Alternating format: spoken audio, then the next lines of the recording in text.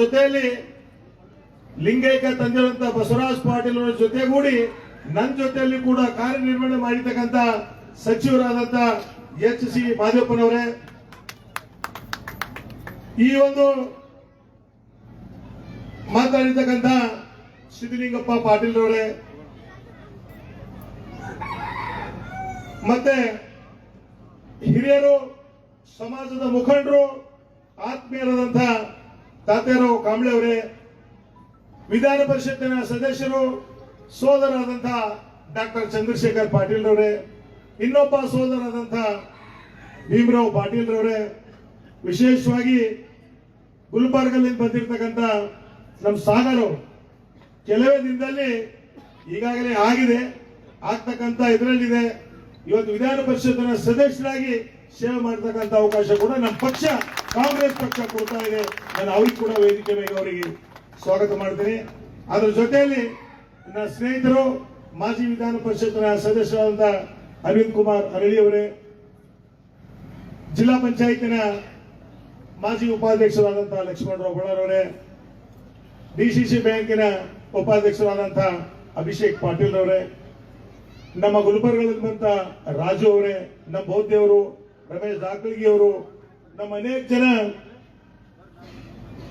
ಗೋಖಲೆ ಅವರು ಕೂತಿದಾರ, ಚೇತನ್ ಗೋಖಲೆ ಅವರು ಇದ್ದಾರ, ಎಲ್ಲ ವೇದಿಕೆ ಮೇಲೆ. ಯಾಕಂದ್ರೆ ಪ್ರಭು ತಾಮಡಿಯವರು ಇದ್ದಾರ,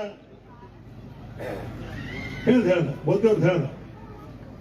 ನಮ್ಮ ಹುಮ್ನಾಬಾದ್ ತಾಲೂಕ್ ಪಂಚಾಯತಿನ ಮಾಜಿ ಅಧ್ಯಕ್ಷರಾದಂತಹ ಶಿವರಾಜ್ ಗಂಗಶೆಟ್ಟಿ ಅವರು ಮತ್ತು ಗ್ರಾಮ ಪಂಚಾಯತಿನ ಎಲ್ಲ ಇಲ್ಲಿ ಅಧ್ಯಕ್ಷರು, ಗೌರವಾನ್ವಿತ ಸದಸ್ಯರು ಮತ್ತು ವೇದಿಕೆ ಮೇಗಿದ್ದಂತ ಎಲ್ಲ ನನ್ನ ಸೋದರ ಮತ್ತು ಇಲ್ಲಿ ನಡೆದಂತ ಎಲ್ಲ ನನ್ನ ತಾಯಂದ್ರೆ, ಹಿರಿಯರೇ, ಮಾಧ್ಯಮದ ಸ್ನೇಹಿತರೆ, ಇವತ್ತು ವಿಶೇಷವಾಗಿ ದುಬುಲ್ಗುಂಡಿ ಗ್ರಾಮದಲ್ಲಿ ಡಾಕ್ಟರ್ ಬಾಬಾ ಸಾಹೇಬ್ ಅಂಬೇಡ್ಕರ್ ಅವರ ಮೂರ್ತಿ ಅನಾವರಣ ಇವತ್ತು ಕಾರ್ಯಕ್ರಮ ನಡೀತಾ ಇದೆ. ಸುಮಾರು ದಿವಸ ಹಿಡಿದು ಈ ಭಾಗದ ಶಾಸಕನಾಗಿ ಮಾಧವಪ್ಪ ಸಾಹೇಬರೇ, ಇದು ಡಿಲಿಮಿಟೇಷನ್ ಆಯಿತು. ಡಿಲಿಮಿಟೇಷನ್ ಆದ ಪೂರ್ವದಲ್ಲಿ ಇದು ರಿಸರ್ವ್ ಸೀಟ್, ಇದು ಹುಲ್ಸೂರು ಮತಕ್ಷೇತ್ರಕ್ಕೆ ಬರ್ತಕ್ಕಂಥ ಈ ದುಬುಲ್ಗುಂಡಿ ಗ್ರಾಮ 2008ರಲ್ಲಿ ಡಿಲಿಮಿಟೇಷನ್ ಆಯಿತು. ಡಿಲಿಮಿಟೇಷನ್ ಆದ ನಂತರ ಇದು ಹುಮ್ನಾಬಾದ್ಗೆ ಸೇರ್ಪಡೆ ಆಯಿತು. ಇದು ದುಬುಲ್ಗುಂಡಿ ಇರ್ಬೋದು, ರಾಜೇಶ್ವರಿ ಇರ್ಬೋದು, ಘಾಟ್ಕೋಳ್ ಇರ್ಬೋದು, ಹಳಿಗೇಡ್ ಬಿ.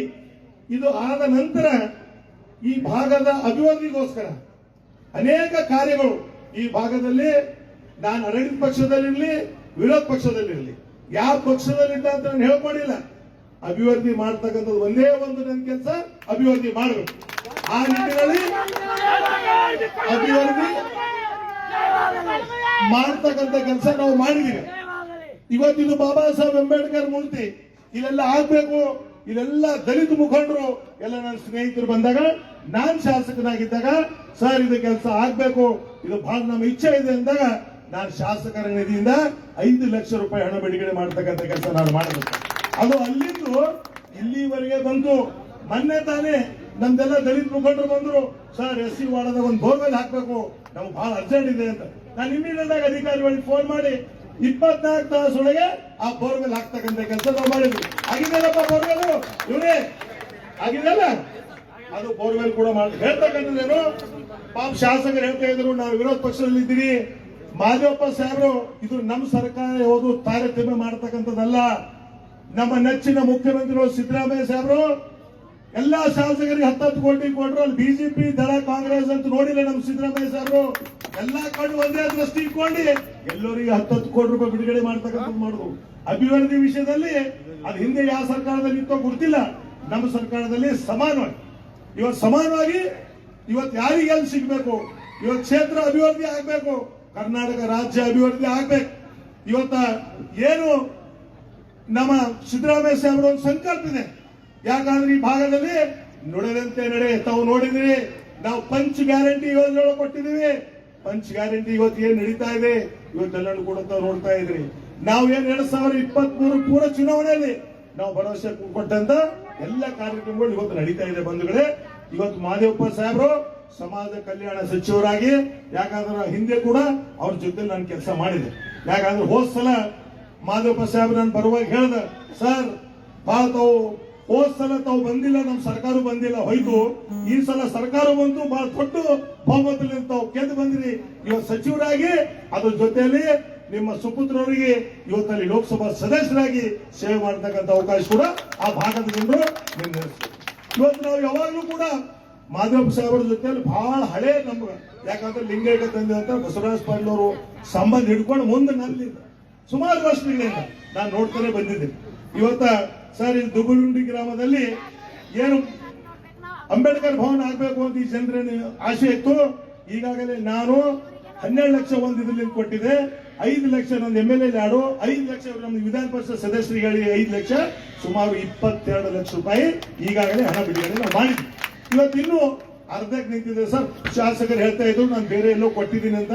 ನಾನು ಇಷ್ಟುವರೆಗೆ 2 ವರ್ಷದಲ್ಲಿ ಮುಗಿದಿದೆ ಅಂತ ನಾನು ಭಾವಿಸ್ದ, ಆದ್ರೆ ಅದು ಮುಗಿದಿಲ್ಲ. ಬೇರೆ ಬೇರೆ ಅವ್ರು ದುಡ್ಡು ಕೊಟ್ಟಿರ್ಬೇಕು, ಬೇರೆ ಬೇರೆ ಕಡೆ ಮಾನ್ಯ ಸಚಿವರೇ ಅದು ದುಡ್ಡು ಕೊಟ್ಟಿರ್ಬಹುದು ಅವರು. ಇವತ್ತಿನ ಇದರಲ್ಲಿ ಇವತ್ತೇನು ಅಂಬೇಡ್ಕರ್ ಭವನ ಪೂರ್ಣ ಆಗ್ಬೇಕು ಅಂದ್ರೆ ನಾನು ಇವಾಗ ಊಟ ಮಾಡುವಾಗ ನಾನು ನಿಮ್ಗೆ ಹೇಳಿದೆ ಸರ್, ದುಗುಲ್ಗುಂಡಿಯಲ್ಲಿ ಅಂಬೇಡ್ಕರ್ ಭವನ ಮತ್ತು ಬಾಬು ಜಗಜೀವನ ಭವನ ಎರಡು ಕೆಲಸ ಆಗ್ಬೇಕಾಗಿದೆ. ಅದಕ್ಕೂ ಕೂಡ ಸುಮಾರು 20 ಲಕ್ಷ ನಾನು ಹಣ ಬಿಡುಗಡೆ ಮಾಡಿದ್ದೆ. ಇವತ್ತು ತಾವು ತಮ್ಮ ಇದರಲ್ಲಿ ಇವತ್ತು ಕಾಂಬ್ಳೆ ಸಾಹೇಬರು ಏನ್ ಹೇಳಿದ್ರು, ದುಗುಲ್ಗುಂಡಿ ಬಹಳ ದೊಡ್ಡದು. ಇವತ್ತು ಇಲ್ಲಿ ಇವೆರಡೂ ಸಮಾಜ ಇವತ್ತೇನು 50 ಲಕ್ಷ ರೂಪಾಯಿ ನಾನು ವಿನಂತಿ ಮಾಡ್ತೀನಿ, ತಾವು ಕೂಡಲೇ 50 ಲಕ್ಷ ರೂಪಾಯಿ ಹಣ ಬಿಡುಗಡೆ ಮಾಡಬೇಕು. ಅದು ಮುಂದಿನ ದಿನದಲ್ಲಿ ಅದು ಪೂರ್ಣಗೊಂಡು ನಿಮ್ಮ ಅಮೃತ ಹಸ್ತದಿಂದ ಆ ಉದ್ಘಾಟನೆ ಮಾಡತಕ್ಕಂಥ ಕೆಲಸ ಕೂಡ ನಾವೆಲ್ಲರೂ ಸೇರಿ ನಾವು ಮಾಡ್ತೀವಿ. ಅದಕ್ಕೆ ತಾವು ನನಗೆ ಸಮಯದ ತಾವು ಹೇಳಿದ್ರಿ, ಯಾಕಂದ್ರೆ ರಾಜಶೇಖರ್ ಪಾಟೀಲ್ ನನ್ಗೆ ಗೊತ್ತಿಲ್ಲ ನೀವು ಹೆಂಗ್ ಮಾಡ್ತೀರಿ, ಎಷ್ಟೊತ್ತು ಕುಂಡ್ರಿಸ್ತೀರಿ, ಎಷ್ಟೊತ್ತು ಭಾಷಣ ಮಾಡ್ತೀರಿ, ನನ್ಗೆ ಕೊನೆ ಇಲ್ಲ. 8:40 ನಾನು ಹೈದರಾಬಾದ್ ಏರ್ಪೋರ್ಟ್ ಅಲ್ಲಿ ಇರಬೇಕು ಅಂತ ಸಾಹೇಬ್ರು ಹೇಳಿದ್ರು. ಆದ್ರೆ ಅದು ಅನಿವಾರ್ಯ ಇದೆ, ಯಾಕಂದ್ರೆ ನಾನು ಸಾಹೇಬ್ರಿಗೆ ಮಾತಾಡ್ಬೇಕಾದ್ರೆ ಇಲ್ಲ ಸರ್ ಲೇಟ್ ಆಗುತ್ತೆ, ತಾವು ಬೇರೆ ಫ್ಲೈಟ್ ಮಾಡ್ಕೊಳ್ಬೇಕಾಗ್ತದೆ ಅಂತ. ಇವತ್ತು ವಿಶೇಷವಾಗಿ ಡಾಕ್ಟರ್ ಬಾಬಾ ಸಾಹೇಬ್ ಅಂಬೇಡ್ಕರ್ ಅವರು ಕೊಟ್ಟಂತ ಸಂದೇಶ ಇವತ್ತು ನಾವೆಲ್ಲ ನಡೆ ನುಡಿ ಆಚಾರ ವಿಚಾರ ನಮ್ಮ ಜೀವನದಲ್ಲಿ ಬದಲಾವಣೆ ಮಾಡಬೇಕಾಗಿದೆ. ಬಂಧುಗಳೇ, ಅವರು ಎಷ್ಟೊಂದು ಇದರಲ್ಲಿ ಅವ್ರ PhD ಪದವಿ ಪಡ್ಕೊಂಡಿದ್ರು, ತಾವೆಲ್ಲ ನೋಡಿದ್ರಿ.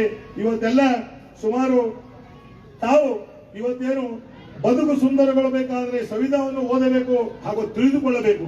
ಯಾಕಂದ್ರೆ ಸಂವಿಧಾನ ಇದೆ, ಅದು ಓದಬೇಕು ಮತ್ತು ನಾವು ತಿಳ್ಕೊಳ್ಬೇಕು. ಸುಮ್ಮನೆ ಸಂವಿಧಾನ ಇದೆ ಅಂದ್ರೆ ಆಗೋದಿಲ್ಲ. ಅದ್ರ ಜೊತೆಯಲ್ಲಿ ಸುಮಾರು 32 ವಿಷಯದಲ್ಲಿ PhD ಪಡೆದ ವಿಶ್ವಜ್ಞಾನಿ ಡಾಕ್ಟರ್ ಬಾಬಾ ಸಾಹೇಬ್ ಅಂಬೇಡ್ಕರ್ ಅವರು. ಇವತ್ತಿನ ದಿನದಲ್ಲಿ ತಾವು ನೋಡ್ತಾ ಇದ್ರಿ, ಇವತ್ತು ಹೈದರಾಬಾದ್ ಕರ್ನಾಟಕ, ಕಲ್ಯಾಣ ಕರ್ನಾಟಕ ರೂವಾರಿಗಳು ಡಾಕ್ಟರ್ ಮಲ್ಲಿಕಾರ್ಜುನ್ ಖರ್ಗೆಜಿ ಅವರು, ಧರ್ಮ್ ಸಿಂಗ್ ಜಿ ಅವರು. ಇವತ್ತು ತಾವು ನೋಡಿದ್ರಿ ಆರ್ಟಿಕಲ್ 371J ಆಗಿ ಸರ್ ನಮ್ಮಲ್ಲಿ ಏನಾಗಿದೆ, ನಿಮ್ ಶಾಸಕರಿಗೆಲ್ಲ ದುಡ್ಡು ಸಿಗಂಗಿಲ್ಲ. ಇಲ್ಲಿ ನಮ್ಮಲ್ಲಿರ್ತಕ್ಕಂಥ ಶಾಸಕರಿಗೆ 70, 80, 90 ಕೋಟಿ ಒಂದು ಕ್ಷೇತ್ರ ಅಭಿವೃದ್ಧಿ ಮಾಡಕ್ ಕಲ್ಯಾಣ ಕರ್ನಾಟಕದಲ್ಲಿ ನಮ್ಮ ಮುಖ್ಯಮಂತ್ರಿಗಳು ಘೋಷಣೆ ಮಾಡಿದ್ರಲ್ಲ ಸರ್, 5,000 ಕೋಟಿ ಬರ್ತಾ ಇದೆ. 5,000 ಕೋಟಿಯಲ್ಲಿ 80-90 ಕೋಟಿ ಒಬ್ಬೊಬ್ಬ ಶಾಸಕರಿಗೆ ಒಂದೊಂದು ಕ್ಷೇತ್ರ ಅಭಿವೃದ್ಧಿ ಮಾಡ್ತಕ್ಕಂಥದ್ದು ಇದು ಕಾಂಗ್ರೆಸ್, ಇದು ಸಿದ್ದರಾಮಯ್ಯ ಸರ್ಕಾರ, ಇದು ನೋಡದಂತೆ ನಡೆ. ಇವತ್ತು ಯಾಕೆ ಹೇಳ್ತಾ ಇದ್ದೀನಿ ಅಂದ್ರೆ ಇವತ್ತು 5,000 ಕೋಟಿ ಕೊಡೋದ್ರಿಂದ ಅದ್ರ ಜೊತೆಯಲ್ಲಿ ಆರ್ಟಿಕಲ್ 371J ಇವತ್ತು ನೋಡ್ತಾ ಇದ್ರು. ನಮ್ಮ ಮನೆಯಲ್ಲಿ ಒಬ್ಬ ಹುಡುಗ ಕೆಲಸ ಮಾಡ್ತಾನೆ ಸರ್. ಆ ಹುಡುಗ ಪಾಪ ಇವತ್ತು ನಮ್ಮ ಭೀಮರಾವ್ ಪಾಟೀಲ್ ಹೇಳ್ತಾ ಇದ್ರು, MLC ಅವರು, ಬಸವರಾಜ್ ರೇಚೆಟ್ಟಿ ಅಂತ ನಮ್ಮ ಮನೆಯಲ್ಲೇ ಕೆಲಸ ಮಾಡ್ತಾನವ. ಆ ಹುಡುಗನ ಮಗ ಹೋದ್ ಸಲ ಅವನೇನದು ಯಾವ್ದಪ್ಪ ನೀಟ್ ಎಕ್ಸಾಮ್ ಕೊಟ್ಟಿದ್ರು. ಆ ನೀಟ್ ಅಲ್ಲಿ ಅವನು ಮೆಡಿಕಲ್ ಮಾಡಬೇಕು ಅಂತ ಅವ್ನು ಬರ್ಲಿಲ್ಲ. ಇನ್ನೊಂದ್ಸಲ ಕುಂತನು, ಇವತ್ತು ಕುಂತಿ 468 ತೆಗೆದಿದ್ದಾನೆ. ಇವತ್ತು ಒಬ್ಬ ಬಡ ಹುಡುಗ ಇವತ್ತು ಅವ್ರು ಮೆಡಿಕಲ್ ಓದ್ಬೇಕಂದ್ರೆ ಓದ್ತಕ್ಕಂಥ ಶಕ್ತಿ ಇಲ್ಲ. ಯಾಕಂದ್ರೆ 1 ಕೋಟಿ 2 ಕೋಟಿ ಎಲ್ಲಿ ಕೂಡ್ಲಕ್ಕೆ ಸಾಧ್ಯ ಇದೆ. ನಮ್ಮ ಮನೇಲಿ ಕೆಲಸ ಮಾಡ್ತಾನೆ ಹುಡುಗ. ಇವತ್ತು ಅವನು 468 ನಂಬರ್ ಸಿಕ್ಕಿದೆ. ಇವತ್ತು ಅವನಿಗೆ ಫ್ರೀ ಆಗಿ ಮೆಡಿಕಲ್ ಸೀಟ್ ಸಿಗ್ತದೆ. ಇದಕ್ಕೆಲ್ಲ ಡಾಕ್ಟರ್ ಮಲ್ಲಿಕಾರ್ಜುನ್ ಖರ್ಗೆಜಿ ಅವರ ಬಹಳ ಪ್ರಯತ್ನ. ಇವತ್ತು ಅದರಿಂದ ನಾವೆಲ್ಲರೂ ಕೂಡ ಇವತ್ತೇನು ಡಾಕ್ಟರ್ ಮಾದೇವ್ ಸಾಹೇಬರು ಬಂದಿದ್ದಾರ. ಇವತ್ತು ನಾನು ಅವ್ರು ಬೆಂಗಳೂರಲ್ಲಿ ಅವ್ರ ಮನೆಗೆ ಹೋಗಿ ರಿಕ್ವೆಸ್ಟ್ ಮಾಡಿದಾಗ ಆಯ್ತು ನಾನು ಬಂದೇ ಬರ್ತೀನಿ, ಯಾಕಂದ್ರೆ ಹಿಂದೆ ನಾನು ಪ್ರಿಯಾಂಕ್ ಖರ್ಗೆ ಅವರಿಗೆ ಕನ್ಕಟದಲ್ಲಿ ಅವ್ರು ಬರ್ತೀನಿ ಅಂತ ಹೇಳಿದ್ರು. ಅನಿವಾರ್ಯ ಕಾರಣಗಳು ಬಂತು, ಇಲ್ಲ ಅಣ್ಣ ನಂಗೆ ಬರ್ಲಕ್ ಆಗೋದಿಲ್ಲ, ನಾನು ಡೆಲ್ಲಿಗೆ ಹೋಗ್ತಾ ಇದ್ದೀನಿ, ಸಾರಿ ಕ್ಷಮೆ ಇರಲಿ ಅಂತ ಪ್ರಿಯಾಂಕ್ ಖರ್ಗೆ ಹೇಳಿದ್ರು. ನಾನು ಮಾದೇವಪ್ಪ ಸಾಹೇಬ್ರಿಗೆ ಹೋಗುವಾಗ ಹೇಳಿದೆ, ನಾನು ಸರ್ ಈ ಕಾರ್ಯಕ್ರಮದಲ್ಲಿ ಪಕ್ಕಾ ನೀವು ಬರಲೇಬೇಕು, ನಾವು ಈಗಾಗಲೇ ಎಲ್ಲ ಘೋಷಣೆ ಮಾಡಿದೀವಿ.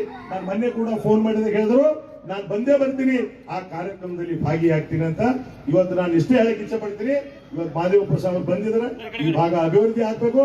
ಈ ಅಭಿವೃದ್ಧಿ ದೃಷ್ಟಿಯಿಂದ ಅವ್ರಿಗೆ ನಾವೇನು ಹೇಳ್ಬೇಕಾಗಿಲ್ಲ, ಬಹಳ ಚಾಣಕ್ಷದಿಂದ ಈ ಸರ್ಕಾರದಲ್ಲಿ ಒಬ್ಬ ಮಂತ್ರಿ ಆಗಿ ಒಳ್ಳೆ ರೀತಿಯಿಂದ ಸೇವೆ ಸಲ್ಲಿಸ್ತಾರ. ಇವತ್ತು ನಮ್ಗೆಲ್ಲರೂ ಗೊತ್ತಿದೆ. ಇವತ್ತು ಮೈಸೂರು, ಚಾಮರಾಜ, ಅಲ್ಲಿಂದ ಬೀದರ್ ವರೆಗೆ, ಹುಮ್ನಾಬಾದ್ ವರೆಗೆ ಅವ್ರ ಎಲ್ಲ ಗೊತ್ತಿದೆ. ಅದಕ್ಕೇನು ತಾವೆಲ್ಲರೂ ಸೇರಿ ಇವತ್ತೇನು ನಾನು ಒಂದೇ ನಿಮ್ಮಲ್ಲಿ ವಿನಂತಿ ಮಾಡ್ತೀನಿ, ಗುಣಮಟ್ಟದ ಶಿಕ್ಷಣ ಕೊಡಿ. ನಿಮ್ ಮಕ್ಕಳಿಗೆ ಬಾಬಾ ಸಾಹೇಬ್ರು ಏನ್ ಹೇಳಿದಾರ, ಶಿಕ್ಷಣ, ಸಂಘಟನೆ, ಹೋರಾಟ, ಮೊದಲನೇ ಆದ್ಯತೆ ತಾವು ಶಿಕ್ಷಣ ಕೊಡಿ. ಆ ಶಿಕ್ಷಣದಿಂದ ಬಲಿಸ್ತಾದ್ರು ಅಂದ್ರೆ ನೀವೇನು ಮಾಡಬೇಕಾಗಿಲ್ಲ, ಯಾವುದು ಆಸ್ತಿ ಪಾಸ್ತಿ ಬೇಕಾಗಿಲ್ಲ. ಯಾಕಂದ್ರೆ ಒಬ್ಬರು ಬದುಕು ಅವ್ನಿಗೆ ಹ್ಯಾಂಗ್ ಬದುಕಬೇಕು ಎಂಬುದು ಅವನಿಗೆ ಗೊತ್ತಾಗಿದೆ. ಅದು ಮಾತ್ರ ದಯಮಾಡಿ ತಾವು ತಾಯಂದ್ರೆ ಕೂತಿದ್ರಿ, ತಮ್ಮ ಮಕ್ಕಳಿಗೆ ಗುಣಮಟ್ಟದ ಶಿಕ್ಷಣ ಕೊಡಿ. ಇವತ್ತೆಲ್ಲರಿಗೂ ಕಾಯಿಸಿದೆ, ಡಾಕ್ಟರ್ ಆಗ್ಬೇಕು, ಇಂಜಿನಿಯರ್ ಆಗ್ಬೇಕು, IAS ಆಗ್ಬೇಕು, IPS ಆಗ್ಬೇಕು, ತಹಶೀಲ್ದಾರ್ ಆಗ್ಬೇಕು. ತಾವು ಮಾಡಿ ಅನೇಕ ಯೋಜನೆಗಳು ಈ ಭಾಗದಲ್ಲಿ ಸಿಗ್ತಾ ಇದೆ. ದಯಮಾಡಿ ಗುಣಮಟ್ಟದ ಶಿಕ್ಷಣ ಕೊಟ್ಟು ಓದಿಸ್ರಿ ಇಷ್ಟು ಹೇಳಿ, ಇವತ್ತು ವಿಶೇಷವಾಗಿ ತಾವೆಲ್ಲರೂ ಕೂಡ ಇವತ್ತ जब तक सूरज चांद रहेगा, जब तक डॉक्टर बाबा साहब अम्बेडकर जी का नाम रहेगा ಅಂತ ನಾನು ಹೇಳಿ, ವಿಶೇಷವಾಗಿ ಈ ಕಾರ್ಯಕ್ರಮ ನಿಯೋಜನೆ ಮಾಡಿರ್ತಕ್ಕಂಥ ಎಲ್ಲ ಗೌರವಾನ್ವಿತ ಅಧ್ಯಕ್ಷರು, ಯಾಕಂದ್ರೆ ನಾನು ಯಾರ್ದು ಒಬ್ಬರದ್ದು ಹೆಸರು ತೋಡಿಲ್ಲ. ಯಾಕಂದ್ರೆ ಒಬ್ಬರು ಹೆಸರು ತೋಡ ಅಂದ್ರೆ ನನ್ನ ಹೆಸರು ತೋಡ್ರು, ನಿಮ್ಮ ಹೆಸರು ತೋಡ್ರು ಅಂತಾರ.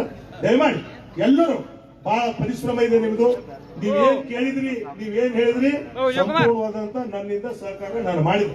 ಒಳ್ಳೆ ಕೆಲಸ. ಇವತ್ತೇನು ಎಲ್ಲ ರೀತಿಯಿಂದ ಸರ್ ನಾನು ಪೆಡೆಸ್ಟಲ್ ಮಾಡಬೇಕು, ಇದು ತನು ಮನ ಧನ ಎಲ್ಲ ರೀತಿಯಿಂದ ಸಹಾಯ ಮಾಡಿ ಇವತ್ತು ಕಾರ್ಯಕ್ರಮ ಕೂಡ ತಮ್ಮ ದರ್ಶನದ ಉದ್ಘಾಟನೆ ಮಾಡಿದ್ದಾರೆ, ಯಶಸ್ವಿಯಾಗಿದೆ. ನನ್ನ ಪರವಾಗಿ ನಿಮ್ಗೆಲ್ಲರಿಗೆ ಹತ್ಪೂರ್ವಕ ವಂದನೆ ಮಾಡ್ತೀನಿ. ಇವತ್ತೊಂದು ಬದಲಾವಣೆ ಬರ್ಬೇಕು ಸತೀಶ್. ಡಾಕ್ಟರ್ ಬಾಬಾ ಸಾಹೇಬ್ ಮೂರ್ತಿ ಅನಾವರಣ ಮಾಡಿದೀವಿ ಅಂದ್ರೆ ಬಾಬಾ ಸಾಹೇಬ್ ಅವ್ರು ಏನ್ ಸಂದೇಶ ಕೊಟ್ಟಿದ್ದಾರೆ ನಮ್ಮ ಜೀವನದಲ್ಲಿ ಅಳವಡಿಸ್ಕೋಬೇಕು. ನಾವು ನೀವೇನಾದ್ರೂ ಬದಲಾವಣೆ ತರಬೇಕು. ಇವತ್ತು ಬಾಬಾ ಸಾಹೇಬ್ ತಂದ್ರೆ ಅದು ಮಾತ್ರ ಎಲ್ಲರಿಗೂ ಒಳ್ಳೇದಾಗ್ತದೆ ಅಂತ ನಾನು ಹೇಳಿ, ಇನ್ನೊಂದ್ಸಲ ಮಾದೇವಪ್ಪ ಸಾಹೇಬರಿಗೆ ನನ್ನ ಪರವಾಗಿ, ಬಸವರಾಜ್ ಪಾಟೀಲ್ ಪರಿವಾರ ಪರವಾಗಿ ನಾನು ಕೋಟಿ ಅಭಿನಂದನೆ ಸಲ್ಲಿಸ್ತೀನಿ. ಯಾಕಂದ್ರೆ ಇನ್ನು ವಿಧಾನ ಪರಿಷತ್ತಿನ ಸದಸ್ಯರು ಕೂಡ ಮಾತಾಡಬೇಕು. ನಾನೇ ಅವ್ರಿಗೆ ಹೇಳಿದ್ದೀನಿ, ಅನಿವಾರ್ಯ ಸಮಯದ ಅಭಾವ ಇದೆ. ಅವರು ಇನ್ನು ನಾವು ಹಿರ್ನಾಳು ಮತ್ತು ಸಾಹೇಬರು ಹೈದರಾಬಾದ್ ಬೆಂಗಳೂರಿಗೆ ಹೋಗಬೇಕಾಗಿದೆ. ನಾನು ಜಾಸ್ತಿ ಮಾತಾಡಲಾದ್ರೆ ನನ್ನ ಮಾತಿಗೆ ಮುಗಿಸ್ತೀನಿ. ಜೈ ಹಿಂದ್, ಜೈ ಕರ್ನಾಟಕ, ಜೈ ಭೀಮ್.